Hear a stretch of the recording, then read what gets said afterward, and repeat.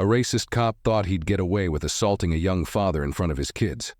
But what happens next at the police station flips everything on its head. The twist you won't see coming will leave you speechless. Stay until the end, because the truth behind his downfall is something you need to see. Watch now to witness the shocking turn of events at the police station. You won't believe how justice is served in the most unexpected way. Stay tuned till the end to see a moment that will leave you speechless. The early morning sun filtered through the tall oak trees lining the park, casting patches of soft light onto the playground. The air was crisp, the kind that makes your lungs feel fresh, and the playground echoed with children's laughter. Marcus Williams sat on a wooden bench near the swings, his two children, Maya and Leo, running back and forth between him and the play structure. "Daddy, push me higher," Maya called, her curly hair bouncing as she pumped her legs in excitement. Leo, still learning to climb the small slide, kept calling for his sister to help him. "Maya, wait for me." Marcus smiled, the kind of warm, unguarded smile that only comes from watching your children at peace. He stretched his arms out, enjoying the calm moment.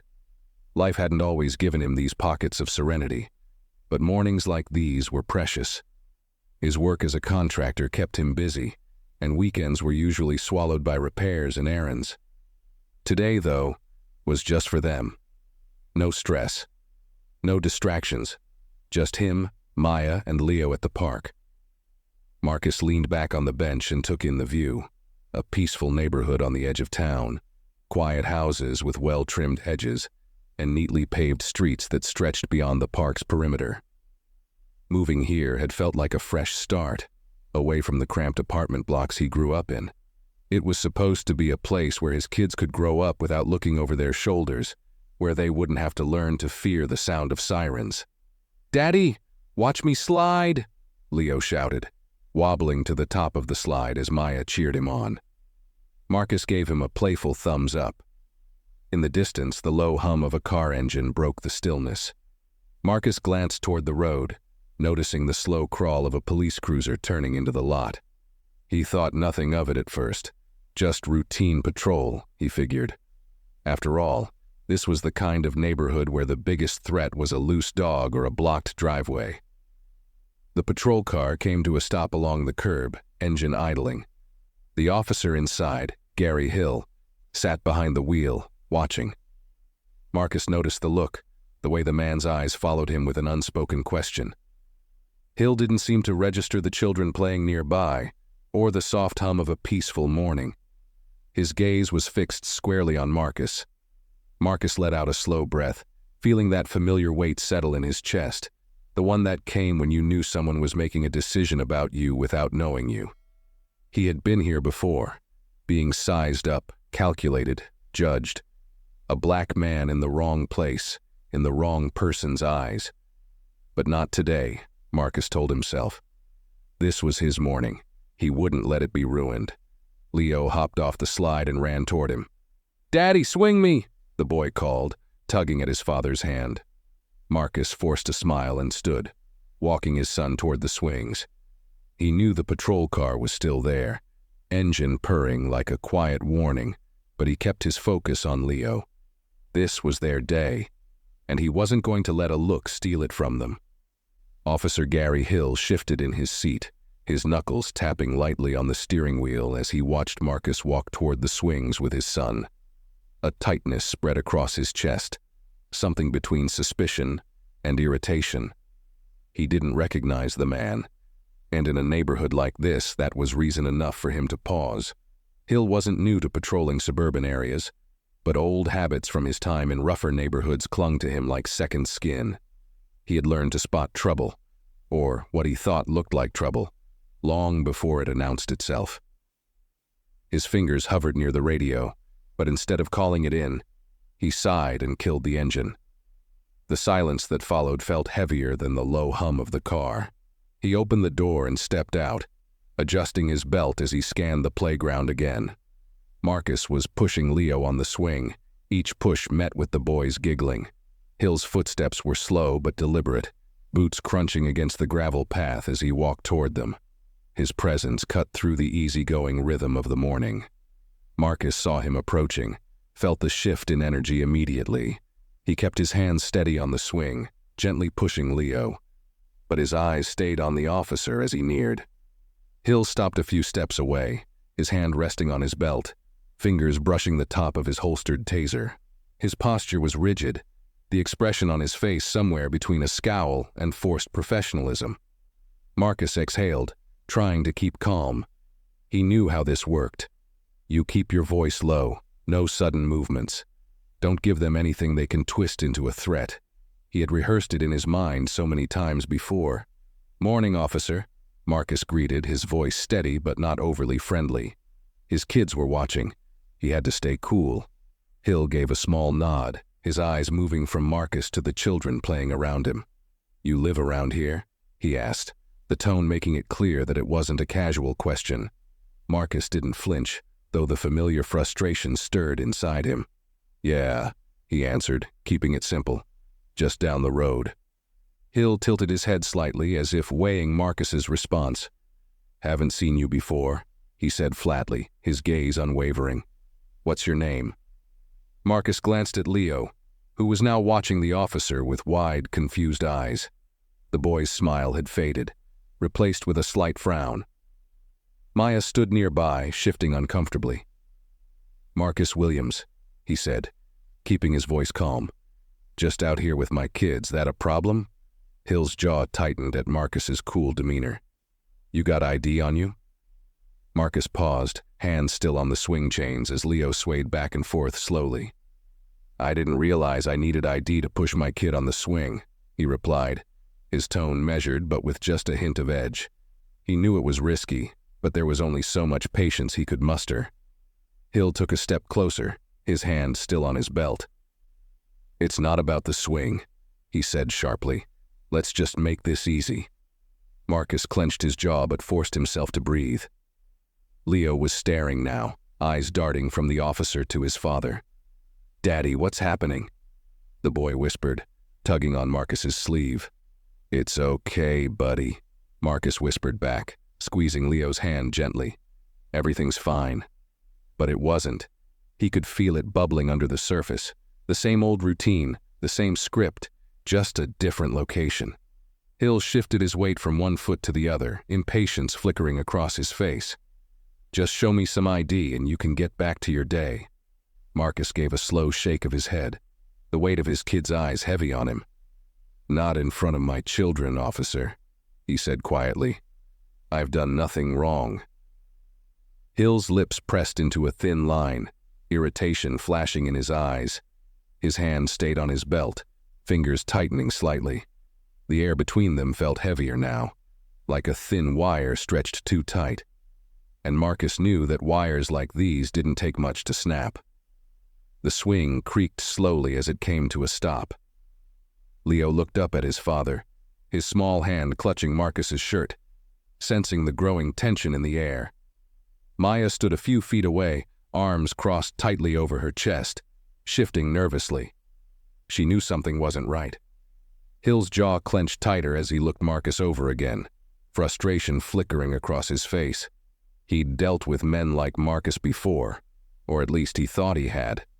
People who didn't respect his badge, people who needed to be reminded who was in charge. It gnawed at him that Marcus wasn't showing the slightest bit of fear or deference. "Look," Hill said, his voice low but sharp. "I'm not asking twice. You either hand me your ID now, or we'll have a bigger problem." His tone carried an edge, a warning disguised as a choice. Marcus felt his pulse quicken, but he kept his expression calm. He knew the drill. Stay cool. Keep your voice level. Don't give them a reason. But it was becoming harder to keep that control with his children right there, eyes wide and full of questions they were too young to ask out loud. "I told you," Marcus replied, his voice steady but cold. "I'm not doing this in front of my kids." Hill took a step forward, his boots scraping the gravel underfoot. "You think this is some kind of game?" he spat, his hand now gripping his belt tighter. Maya gasped quietly, inching closer to her brother. "Daddy?" she whispered, her small voice shaky. Marcus could feel his heart pounding now, not from fear but from anger. Not today. Not in front of them. He took a small step backward, moving himself between Hill and his kids. "Officer, we're not doing this," he said, voice low and firm. "Let me take my kids home." Hill's face twisted in irritation. He wasn't used to being told no, and certainly not by someone like Marcus. The refusal, calm as it was, felt like a challenge, and it was digging at something buried deep inside him. Marcus's refusal wasn't loud or aggressive, but it was still defiant in Hill's mind. The audacity to deny him, to not submit. Hill couldn't stand it. He needed to show control. He needed to remind Marcus who held the power here. Without thinking, Hill's hand shot out, grabbing Marcus by the arm. "I said," Marcus yanked his arm back instantly, his voice sharp now. "Don't touch me, man!" His voice startled both kids, who shrank closer to each other. Leo whimpered, and Maya's lip trembled. Hill's temper flared, and in one angry motion he swung his fist. The punch connected with Marcus's jaw, sending him stumbling backward. The crack of knuckles against bone echoed louder than any of them expected. Maya screamed, grabbing onto Leo, who burst into tears at the sudden violence. Marcus staggered but caught himself, blinking in disbelief as the sting of the punch radiated through his face. He tasted copper, a sharp reminder that this was real. Marcus straightened slowly, wiping the corner of his mouth with the back of his hand. His kids stared at him, eyes wide with terror and confusion. He wanted to tell them it was okay, but it wasn't. Not this time. The playground had gone still, except for the soft gasps and murmurs of the few onlookers who had witnessed everything. A woman standing nearby had her phone raised, already recording. Another man muttered under his breath, "Did that cop just hit him?" Hill took a step back, breathing heavily, realizing what he'd just done. His hand hovered nervously near his belt, almost as if trying to will the punch away. But it was too late. The damage was done, and Marcus, calm, dignified Marcus, stood tall, holding his kids close as the playground watched in stunned silence. Marcus's voice, quiet and measured, cut through the stillness. "Get the kids out of here," he whispered to the woman holding her phone. "Please." The woman nodded, quickly ushering Maya and Leo toward a nearby bench, promising to stay with them. The kids looked over their shoulders at their father, confusion and fear etched across their small faces. Marcus gave them the smallest nod, trying to assure them without words that things would be okay. But inside, Marcus knew, they were far from okay. The world around them seemed frozen in place. The only sounds were Leo's quiet sobs and the murmuring of onlookers, their disbelief hanging thick in the air. A few people had their phones raised now, capturing every second of what just happened, their faces a mix of shock and outrage. Hill stood still, his chest rising and falling with uneven breaths. His mind scrambled, trying to make sense of what he had just done. Marcus remained upright, steadying himself with a deep breath. His jaw throbbed, but he refused to touch the spot where Hill's punch had landed. He knew showing weakness, even for a moment, would shift the dynamic, not just between him and Hill, but in front of the people watching. He couldn't give Hill the satisfaction of seeing him falter. Not here. Not in front of his children. Marcus locked eyes with Hill, his gaze unwavering. His calm demeanor, even after being hit, seemed to unnerve the officer. Hill's breath hitched, realizing that Marcus wasn't going to crumble like he expected. The power he thought he held had already started to slip from his grasp. "You shouldn't have done that," Marcus said quietly, each word landing like a hammer. His voice wasn't angry. It carried a weight of certainty that made Hill shift uncomfortably. Hill took a step back, glancing around. The scattered bystanders were no longer just curious onlookers. They were witnesses, their faces marked with disbelief and anger. Some were whispering among themselves, others filming with grim determination. "You saw that, right?" a man near the slide muttered to another bystander. "He punched him, just like that." A woman holding her phone up called out, "We've got this on video, all of it." She angled her camera toward Hill, her voice louder now. "You think you can just hit people like that?" Hill's eyes darted around the playground, the realization dawning on him that this wasn't going to go away quietly. The weight of what he'd done hit him harder with each passing second. Marcus turned toward the woman who had taken his children to the bench. "Maya, Leo," he called softly, motioning them over. Both kids hesitated for a moment, clinging to the woman's hand, unsure of what to do. "It's okay, come here," Marcus reassured them, though his heart ached at the sight of their fear. Maya and Leo shuffled over to him, their small hands gripping his tightly. He knelt down to their level, brushing Leo's curls gently. "I need you two to stay calm, okay? We're going to go home soon." Maya nodded slowly, her lip trembling, while Leo buried his face in his father's chest, sniffling. Hill stood frozen, unsure whether to step forward or stay put. His hand still hovered uselessly near his belt, as if he wasn't sure how to undo what had just happened. "Marcus," Hill finally stammered, though the words sounded empty. "Look, Marcus rose to his full height, his eyes never leaving Hill's. "Don't," he said flatly, cutting the officer off. "Just don't." There was no anger in his tone, only a sense of finality that made Hill's stomach twist. Behind them, the murmuring crowd grew louder. Some passers-by had already started dialing on their phones, calling the police department or news stations.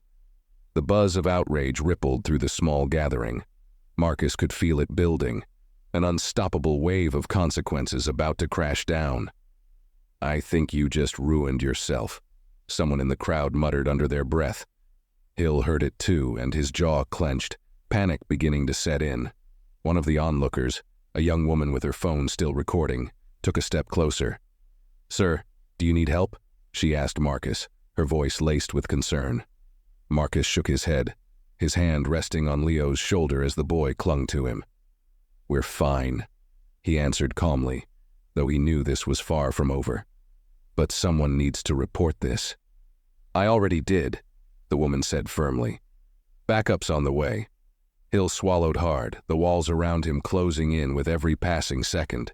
His face burned under the weight of the stares, the silent judgments and the cameras capturing his every move. He had lost control of the situation, of himself, and now of the narrative. Marcus adjusted Leo's coat and gently rubbed Maya's arm. "Come on, kids," he said softly. "We're leaving." Hill took a step forward, panic seeping into his voice.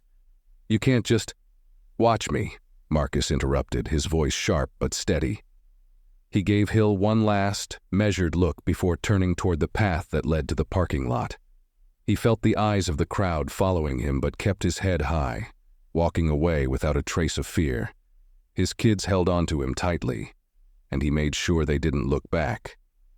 Hill stood there, rooted to the spot, as the murmurs around him swelled into accusations and disbelief. Every phone pointed at him felt like a spotlight, exposing him in ways he wasn't prepared for. The damage was done. The fallout was inevitable. The police station buzzed with the usual rhythm, officers moving between desks, the occasional phone ringing, and conversations blending into a low hum. But when Hill walked through the front entrance, the atmosphere shifted. Conversations stalled, eyes flickered toward him, and a ripple of unease passed through the room. Hill's pulse raced, his breath coming shallow as he made his way toward his desk. He could feel the weight of his colleagues' glances, some brief and curious, others sharp and knowing.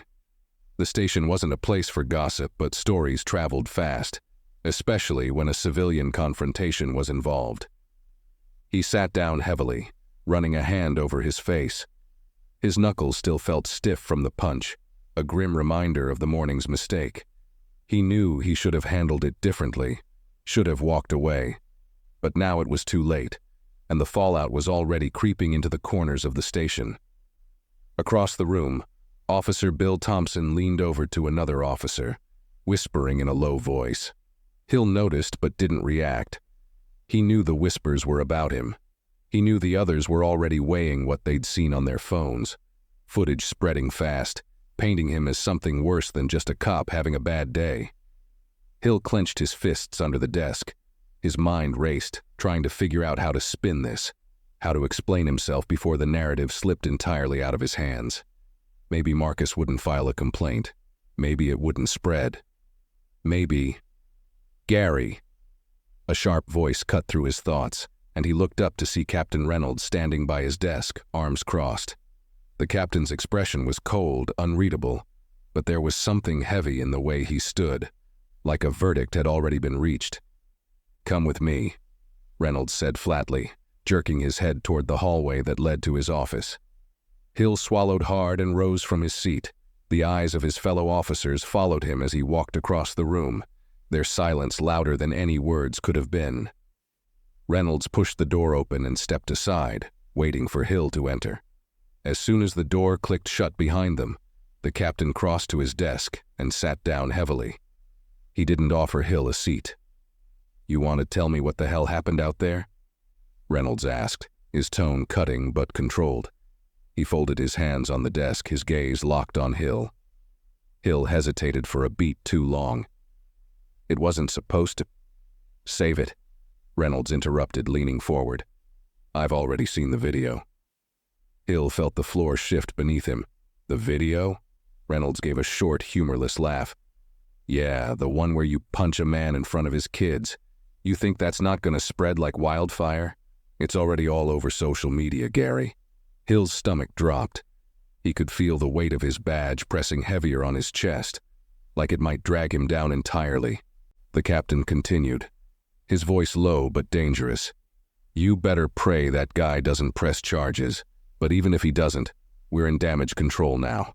The public is already calling for your head. We've got reporters sniffing around, waiting for a statement. This department doesn't need another scandal, and you just handed them one on a silver platter." Hill tried to steady his breathing, but the panic was setting in now, clawing at his insides. I lost it. He wasn't cooperating, and it escalated." "You think that's an excuse?" Reynolds snapped, his eyes narrowing. "You think anyone's going to care that you lost it?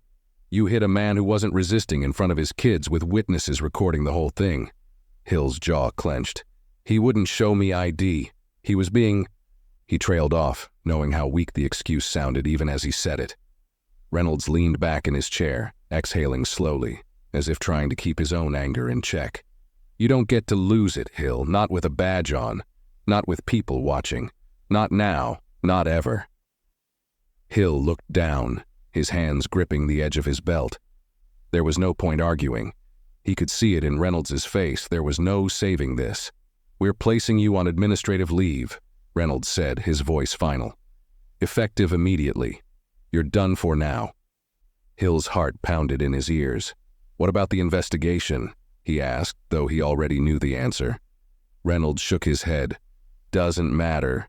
Even if you survive that, your career's over.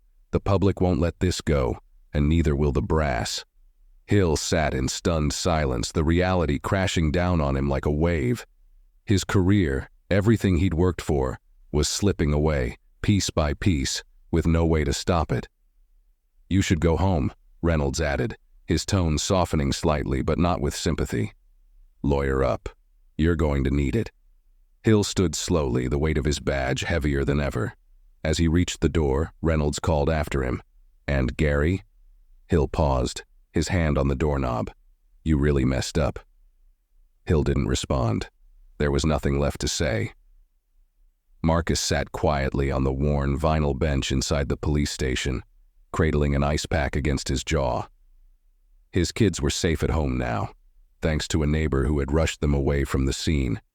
But he knew this was only the beginning.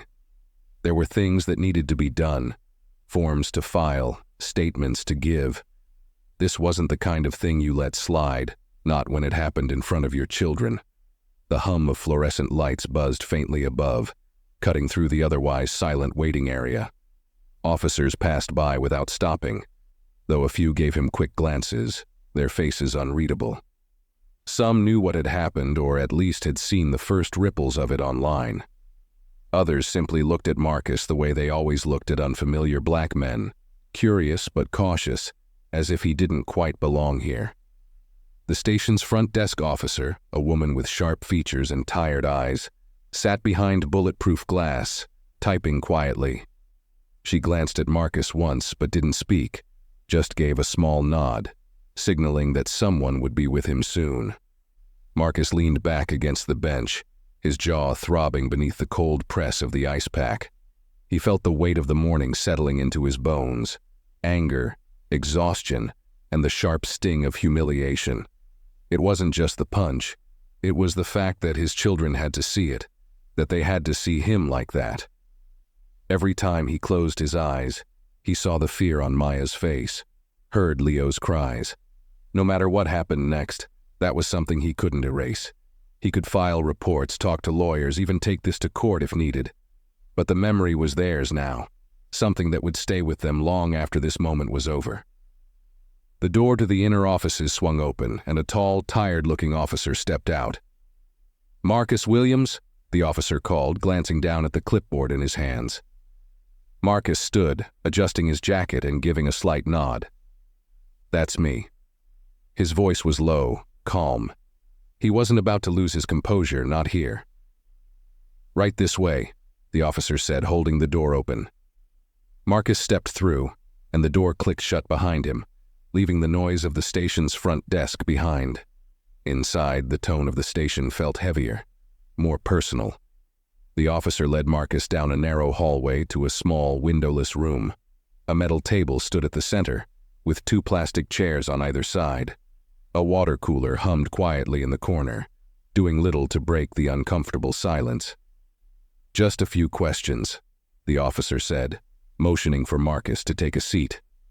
Marcus sat down, placing the ice pack gently on the table. "We'll need your statement," the officer said, settling into the chair across from him and pulling out a notepad. "We've already got reports coming in from witnesses at the park, and, well, the footage is everywhere now." He glanced at Marcus, unsure whether to say more. Marcus gave a short nod. "Yeah, I figured." The officer cleared his throat, shifting slightly in his seat. "Look, I can't say much about what's going to happen next, but I just want to say I'm sorry, for what it's worth." Marcus looked at him for a long moment, weighing the words. He knew the apology wasn't official, wasn't something that would ever make it into a report. But there was something in the officer's voice, a tired sincerity, that made Marcus believe he meant it, at least in some small way. "I appreciate that," Marcus said quietly, though the words felt hollow. The officer nodded and flipped open his notepad. "All right, let's start from the beginning. Just tell me what happened, in your own words." Marcus exhaled slowly, his eyes drifting to the plain white walls of the room. It was hard to know where to begin, not because he didn't remember, but because it was all so painfully familiar.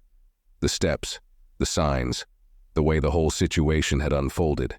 He had seen it happen to others, had read about it in headlines. And now, here he was, living it himself. "Okay," Marcus began, his voice even. "It started with him asking me for ID. No reason, no cause, just suspicion. I told him I was with my kids. He didn't like that." The officer scribbled a few notes, nodding along. Marcus's words flowed steadily, painting a clear picture of the confrontation. He described Hill's growing frustration, the way the officer's hand kept hovering near his belt, the sharp shift in the air just before the punch. "And when he hit me," Marcus continued, his jaw tightening as he spoke, "my kids were standing right there. They saw everything." The officer stopped writing for a moment, glancing up at Marcus. "I'm sorry they had to go through that," he said, his voice softer now. Marcus gave a slow nod but didn't say anything more. There wasn't much left to say. The facts were clear. Now it was up to the department to decide what to do with them. When the officer finished taking notes, he closed his notepad with a soft thud. "We'll get this filed, and if there's anything else you need, just let us know." Marcus stood, rolling his shoulders to ease some of the tension sitting heavy across his back. "I just want this handled," he said quietly. "The right way." The officer gave a short, solemn nod. "It will be," he promised, though even he didn't sound entirely convinced. As Marcus stepped out of the room, the weight of the morning still clung to him, heavy and unrelenting. The ice pack had gone warm in his hand, and the ache in his jaw was a reminder that this wasn't over, not by a long shot. He walked slowly back toward the entrance, his footsteps echoing in the quiet hallways. Every step felt heavier, not from exhaustion, but from knowing that this moment was only the beginning of what would come next. By the time Marcus stepped out of the police station, the world outside had already changed. His phone buzzed relentlessly in his jacket pocket, the screen lighting up with messages, missed calls, and notifications from social media. Word had spread faster than he expected, faster than he wanted. He pulled his phone out briefly, glancing at the notifications. Video links, news headlines, posts tagged with his name. Racist cop assaults father in front of his kids. Outrage erupts after officer punches black dad in public. The hashtags were already trending. #Justice for Marcus and #Fire Hill. Marcus let out a slow breath, pocketing the phone again. The buzz wasn't going to stop anytime soon. It was all out in the open now. The footage, the kind that leaves no room for doubt, was being shared, dissected, and broadcast across every corner of the internet. He knew what came next. He just didn't know if he was ready for it. A small group of protesters had already gathered outside the police station, holding hastily made signs. One read, "Protect us, not hurt us." Another, "Enough is enough." The people weren't many, just a few locals, some community organizers. But Marcus could sense that this was only the beginning. More would come. He'd seen it happen before. He was part of it now. "Marcus," a woman called from the crowd, stepping forward. It was the same woman who had recorded the video at the playground. Her phone was still in her hand, screen lit, notifications pinging as fast as his. "We've got your back," she said firmly, meeting his gaze. "You're not alone in this." Marcus nodded, appreciating the sentiment, though the weight of everything still pressed down on him. He had no doubt that people would rally behind him, that others who had experienced the same kind of treatment would stand with him. But there was still a knot in his stomach, a tension that wouldn't let up, because he knew this wasn't just about him. It was about something much bigger. A reporter pushed through the small crowd, microphone in hand, a camera operator trailing closely behind. "Mr. Williams," she called, angling toward him. "Do you have any comment on what happened today? The footage is going viral. People are demanding justice. What do you want to see happen next?" Marcus gave the woman a brief glance, his expression unreadable. He knew the media frenzy was just starting, and anything he said now would be amplified and scrutinized. He thought of Maya and Leo, thought of their small hands gripping his shirt, the fear in their eyes. "I want this handled the right way," Marcus said quietly, keeping his voice steady. "That's all." The reporter leaned in slightly, her microphone thrust closer to him. "Do you believe Officer Hill should lose his job? Are you planning to press charges?" Marcus didn't answer right away. He took a breath, gathering his thoughts. "What I believe," he said slowly, choosing his words carefully, "is that no child should have to see what mine saw today. That's what matters to me right now." The reporter pressed her lips together, hoping for more, but Marcus didn't offer anything else. He gave a small nod, signaling that the conversation was over. He turned toward the parking lot, his hands stuffed into his jacket pockets, the weight of the day heavy on his shoulders. As he walked away, he could still hear the reporters shouting questions, the protesters chanting, and the buzz of social media unfolding in real time behind him. Each step felt heavier than the last, but Marcus knew there was no going back now. The world had already seen everything, and whether he liked it or not, this was bigger than him, much bigger. Inside the station, Officer Gary Hill sat in a dim, cramped office, his leg bouncing anxiously as he stared at his phone screen. It vibrated nonstop on the desk beside him, lighting up with text messages, calls, and email alerts. Each buzz made the knot in his chest tighten. He hadn't even scrolled through everything yet, but the snippets he'd seen were enough. "Unbelievable. You're all over Twitter. Do you know how bad this looks?" "This is bad, Gary. Real bad." Hill's hand trembled as he scrolled further through his notifications. Friends, family, and fellow officers had flooded his phone with messages, some offering support, others warning him that things were about to spiral out of control. But it wasn't just private texts. It was everywhere now. His face was plastered across news sites and social media feeds, next to captions that left no room for interpretation. Racist cop assaults father in front of his children. Officer punches black man for refusing ID, caught on video. Calls for Officer Hill's immediate termination surge. Hill's jaw tightened as he clicked on one of the videos. It was shaky footage from someone at the playground, but the scene was crystal clear.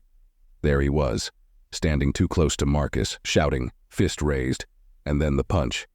The moment his knuckles connected with Marcus's jaw, the crowd gasping, the children's cries filling the air. The comments below the video were vicious, relentless. This is exactly why we need police reform. Fire him. No, arrest him. Those poor kids. Imagine seeing your dad punched by a cop. Hill dropped his phone face down on the desk, the weight of everything pressing harder against his chest. His career, everything he had worked for, was unraveling, and there was nothing he could do to stop it. His badge, once a symbol of authority, now felt like a burden he couldn't carry. The door to the office swung open, and Captain Reynolds stepped inside, his expression grim. "It's getting worse by the minute," he said, crossing his arms over his chest. "The video's already hit the major networks. It's out of our hands now."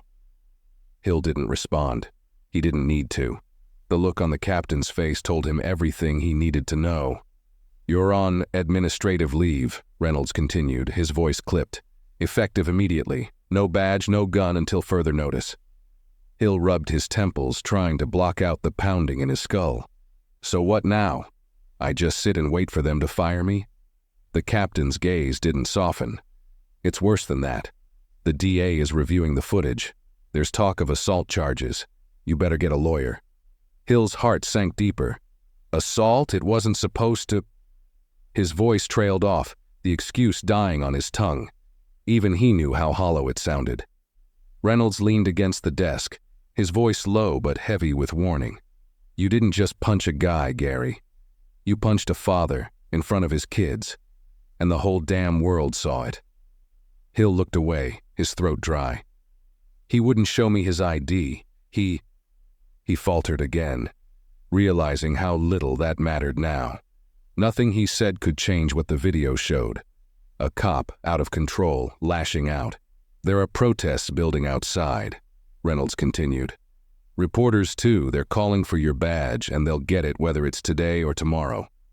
Hill ran a hand down his face, feeling like the walls were closing in. "So that's it? After everything I've done for this job, it just ends like this?" Reynolds exhaled slowly, rubbing the back of his neck. "That's the thing, Gary. It doesn't matter what you've done before. It only matters what you did today."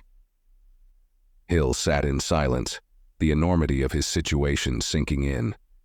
There would be no saving his reputation, no spin that could undo what everyone had seen. The public wasn't going to forgive this, not after all the headlines, not after all the other stories of police misconduct. He was just another name in the growing list.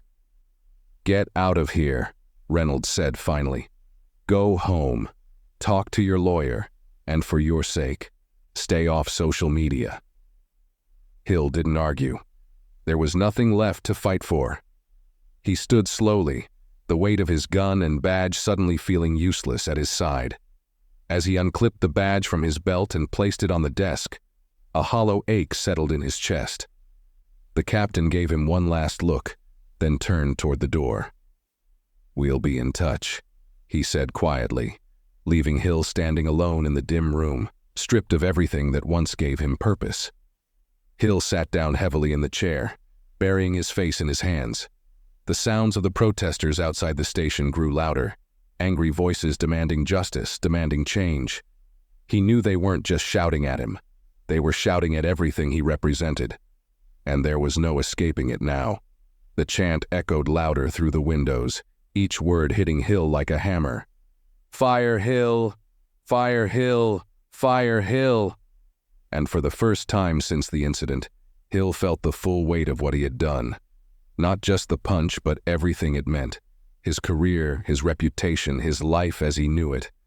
All of it was crumbling beneath him. and the worst part was knowing there was no one to blame but himself. Later that evening, Marcus sat at the dining table, a heavy silence blanketing the room. The soft hum of the refrigerator was the only sound filling the space. His wife, Jasmine, sat across from him, her arms folded, her eyes searching his face. Maya and Leo were already tucked in bed, but the weight of the day still hung between them, thick and unavoidable. Jasmine's gaze lingered on the faint bruise forming along Marcus's jaw. She hadn't said much since he came home, only asked if the kids were okay. Now the questions she held back earlier were bubbling to the surface, and Marcus knew they were coming. "Why?" she whispered, her voice tight with frustration. "Why does this keep happening?" Marcus sighed, rubbing a hand across his face. He wished he had an answer for her, something that made sense, something that could soften the blow. But all he had were the same tired explanations, the same exhausting reality. "I don't know," Marcus admitted quietly, his voice heavy with weariness. He saw me, and that was enough." Jasmine closed her eyes for a moment, pinching the bridge of her nose. "In front of our kids, Marcus. Maya saw everything." Leo wouldn't stop crying. Her voice cracked, and she shook her head, trying to hold it together. "Do you know how hard it was to calm them down?" Marcus leaned forward, his elbows resting on the table, hands clasped together. "I know," he whispered, his voice barely audible. "I know, Jazz. I'm sorry." Jasmine wiped at the corner of her eye, a tear she hadn't intended to let slip. "It's not your fault," she said, though the words didn't sound like much of a comfort. "But what happens now? Do we have to go through all of this again?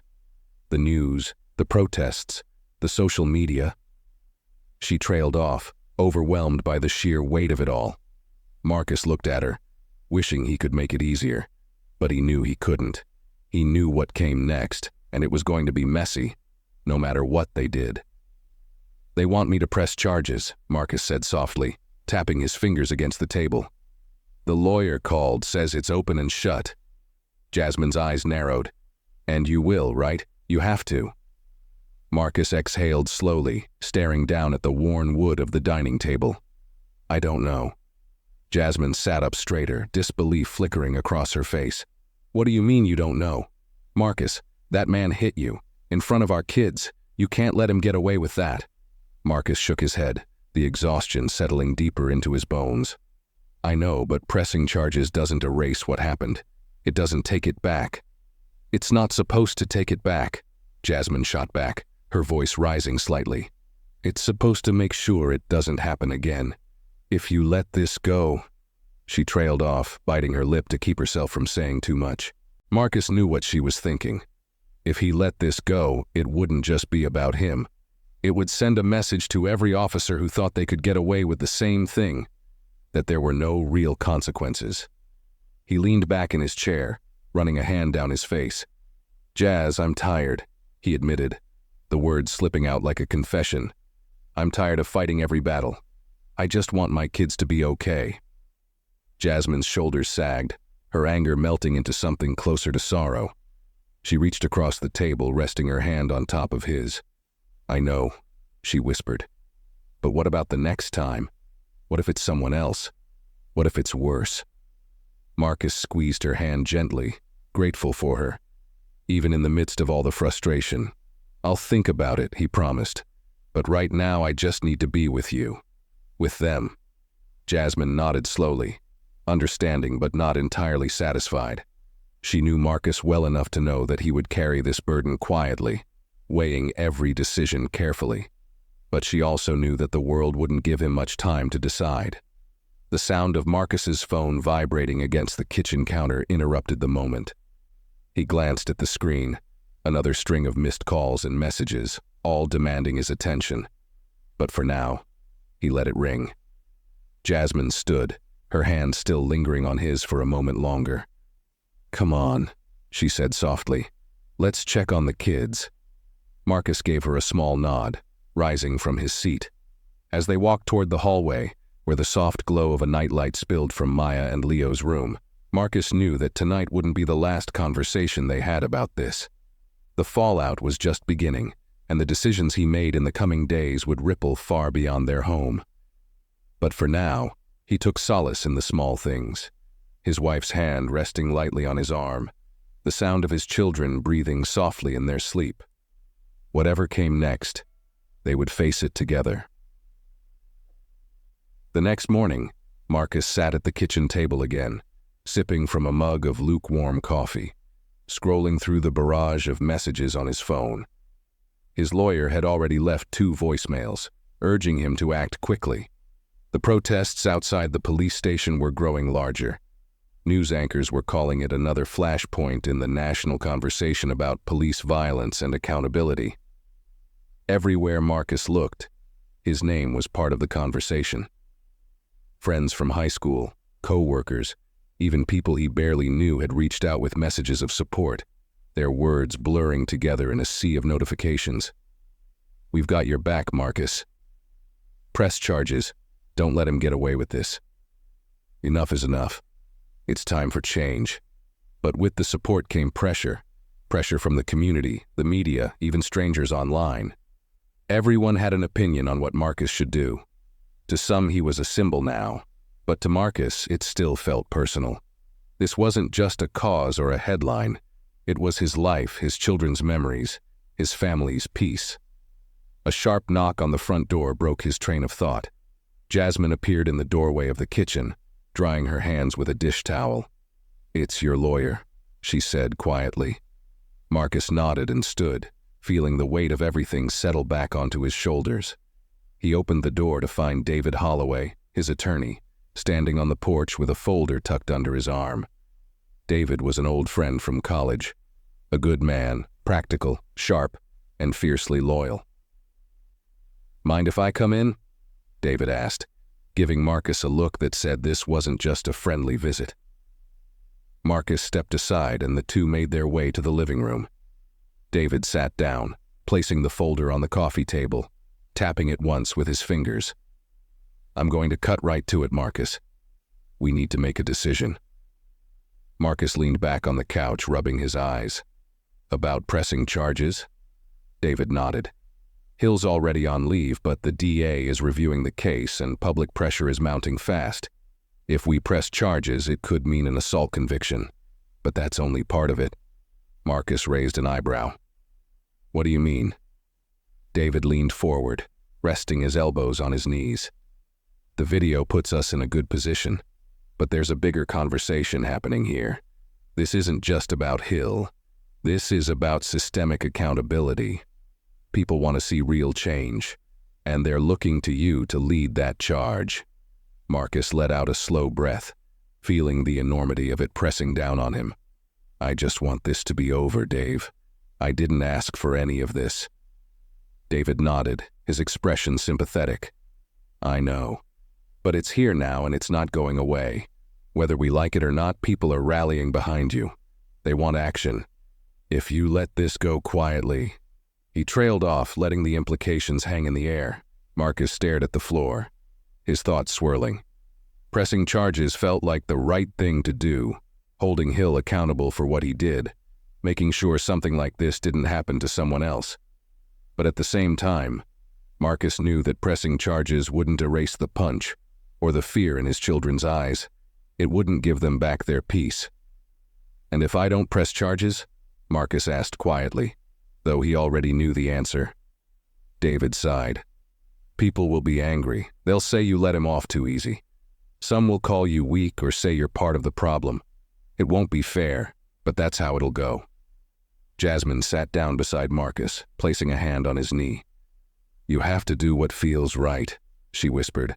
"Not for them, for you, for us." Marcus closed his eyes for a moment, leaning into the warmth of her touch.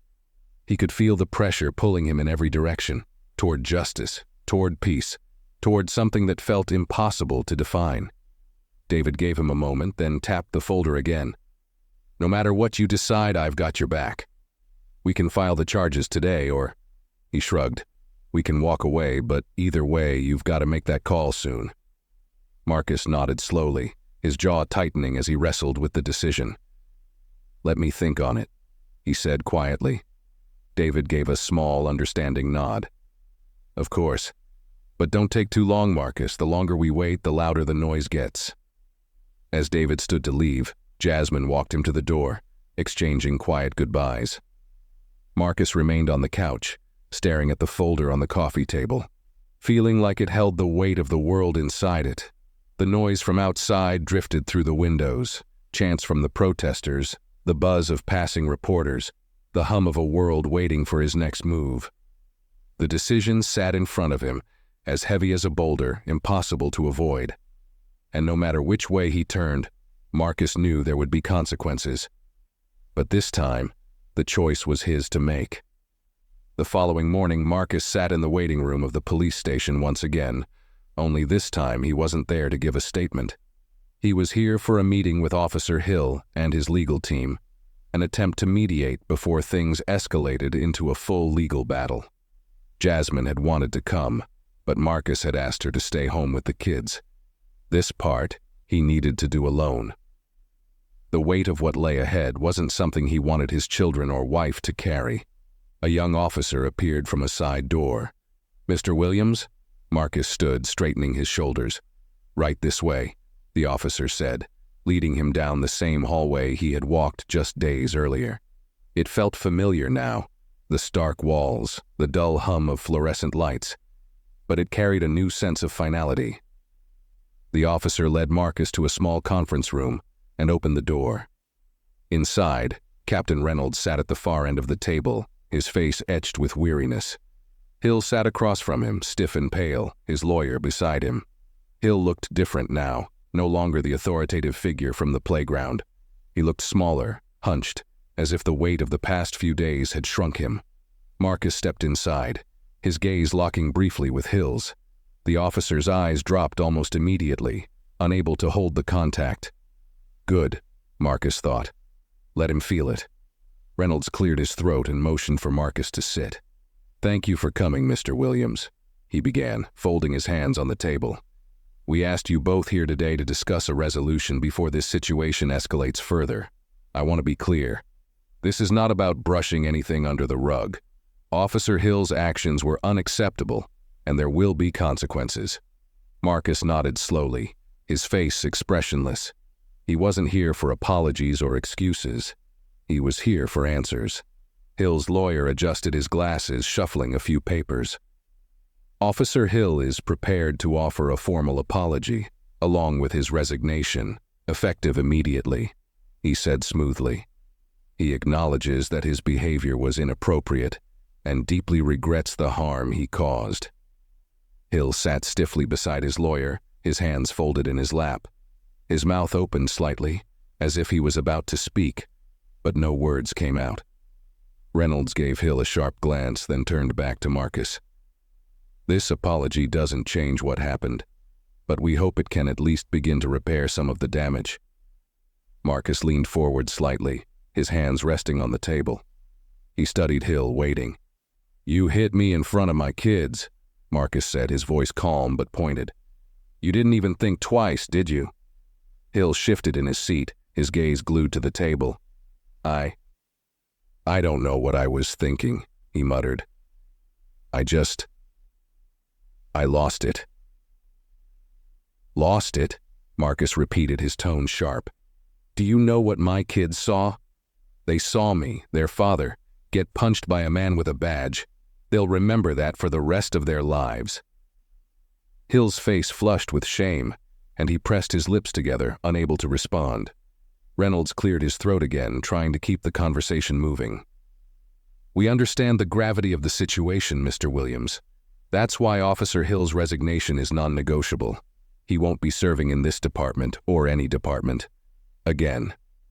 Marcus nodded slowly, absorbing the words. It was a start, but it wasn't enough. "And the charges?" he asked, his gaze fixed on Reynolds. Hill's lawyer leaned forward. "If you're willing to forego pressing charges, Officer Hill will also participate in public service work, including speaking engagements on accountability and implicit bias. We want to show that change is possible. Marcus let the offer hang in the air for a moment. It was a tempting solution, no drawn-out legal battles, no courtroom drama. But it also meant letting Hill walk away without facing the full weight of the law. Hill finally spoke, his voice low and ragged. "I'm sorry," he whispered, barely loud enough to hear. "I know that doesn't fix anything. But I am sorry." Marcus studied him for a long moment, weighing the apology. There was no way to know if Hill meant it, no way to know if he had truly learned anything. But Marcus knew that forgiveness wasn't about the other person. It was about himself. He leaned back in his chair, exhaling slowly. "Fine," he said quietly. "He resigns, he does the public service, and I won't press charges." Reynolds gave a small nod, relieved. Hill's lawyer let out a breath he didn't realize he was holding. But Marcus wasn't done. "One condition," Marcus added, his voice steady. "He makes that apology to my kids. In person." Hill's eyes widened slightly, but he gave a slow nod. "Okay," he whispered. "I'll do it." Marcus stood, signaling that the meeting was over. He had made his decision, and now it was time to move forward. Hill would face consequences, not just from the department, but from his own conscience. And Marcus? He would go home to his family, knowing he had done what he believed was right. As he left the conference room, the weight on his shoulders felt a little lighter. The world outside was still waiting, still chanting for change, still demanding justice. But inside, Marcus felt something close to peace. He had made his choice, and now it was time to live with it. The following weekend, Marcus sat on the couch with Maya and Leo, both kids curled up beside him, their heads resting on his shoulders. A children's cartoon played softly on the TV, though none of them were really watching it. It was more background noise than anything, something to fill the space while they waited. Jasmine paced quietly in the kitchen, casting glances toward the front window every few minutes. Marcus could feel her anxiety even from across the room, though she tried to keep it hidden. "Is he really coming, Daddy?" Maya asked softly, breaking the silence. Marcus kissed the top of her head. "Yeah, baby, he's coming." Leo fidgeted beside him, clutching his favorite stuffed animal tight. "Why?" the boy asked, his voice small. Marcus thought carefully before answering. "Because he made a mistake, buddy. And now he has to tell you he's sorry." The words were simple, but Marcus knew they held more weight than his children could understand. This wasn't just about Hill's apology. It was about showing Maya and Leo that even when people do wrong, accountability matters. That even those in power must answer for their actions. The doorbell rang, sharp and sudden, making Leo jump. Jasmine gave Marcus a quick glance and he nodded, gently shifting the kids off his lap. "Stay here, okay?" Marcus whispered, and both children nodded, their eyes wide with curiosity. He walked to the front door, taking a deep breath before opening it. On the other side stood Officer Hill, dressed in plain clothes, a gray sweater and jeans. He looked nothing like the man who had confronted Marcus in the park. He looked exhausted, defeated, and smaller than Marcus remembered. "Mr. Williams," Hill said quietly, offering a hesitant nod. His lawyer wasn't with him this time, just Hill standing alone. Marcus stepped aside. "Come in." Hill entered slowly, his hands shoved deep into his pockets. He glanced around the room, his gaze lingering briefly on Jasmine, who stood in the kitchen, arms crossed. Then his eyes landed on the children, who peeked out from the living room, half hidden behind the couch. Hill's expression softened. For a moment, he seemed overwhelmed by the weight of what he had done. "Those your kids?" he asked, though the answer was obvious. Marcus gave a small nod. "Maya and Leo." Hill swallowed hard, his hands still buried in his pockets. Can I talk to them?" Marcus looked over at Maya and Leo. "Come here, guys," he called softly. The children hesitated for a moment, then slowly shuffled over to their father's side, their small hands clutching his pant leg. Hill crouched slightly, meeting them at eye level. For a long moment he didn't say anything, just stared at the two children with an expression Marcus couldn't quite read. "I wanted to tell you I'm sorry," Hill said finally, his voice low but clear. What I did, it was wrong, and I know it scared you. I wish I could take it back, but I can't. All I can do is say I'm sorry. Maya stared at him, her expression thoughtful but wary. Leo looked up at his father, unsure of how to respond. Marcus gave his son a small nod, reassuring him. Hill shifted uncomfortably, rubbing the back of his neck. I promise I'll do better, he added quietly. I know that might not mean much right now, but I'll try. The room fell into a heavy silence, the weight of Hill's words hanging in the air. Maya looked up at Marcus, and he gave her a soft smile. What do we say when someone apologizes? He asked gently. Maya thought for a moment, then gave a small nod. Thank you, she whispered, her voice barely audible. Hill gave a shaky nod, as if her words carried more meaning than he expected. Marcus placed a hand on each of his children's shoulders, guiding them gently back toward the living room. Go on now, watch your show, he whispered, and they scampered away quietly. Hill stood up slowly, his gaze following the children for a moment before turning back to Marcus. I don't expect you to forgive me, he said quietly, but I wanted to say it in front of them. I needed to. Marcus studied him for a long moment, then gave a slow nod. Thank you, he said, his voice even. Hill exhaled, as if a small weight had lifted from his chest. I'll leave you to it, he said, taking a step toward the door. Marcus followed him to the threshold, opening the door and letting in the cool breeze from outside. Hill turned to face him one last time. I really am sorry, he said again, his voice almost a whisper. Marcus gave him a quiet nod. I know. Hill stepped outside, the door clicking softly shut behind him. Marcus stood there for a moment, watching as the former officer walked down the steps and out toward the street. His shoulders slumped. Jasmine joined Marcus at the door, her hand slipping into his. How do you feel? She asked softly. Marcus exhaled, the tension he'd carried for days slowly easing away. I don't know, he admitted, but I think it's done. Jasmine squeezed his hand gently, resting her head against his shoulder. That's enough, she whispered. Marcus stood there for a moment longer, letting the quiet settle around him. Outside, the world kept moving, protests, headlines, debates. But inside their home, it was peaceful again. And for now, that was enough. If this story moved you, don't forget to give us a thumbs up. Hit the subscribe button and turn on notifications so you never miss an update. We've got more powerful stories coming your way. Stay tuned.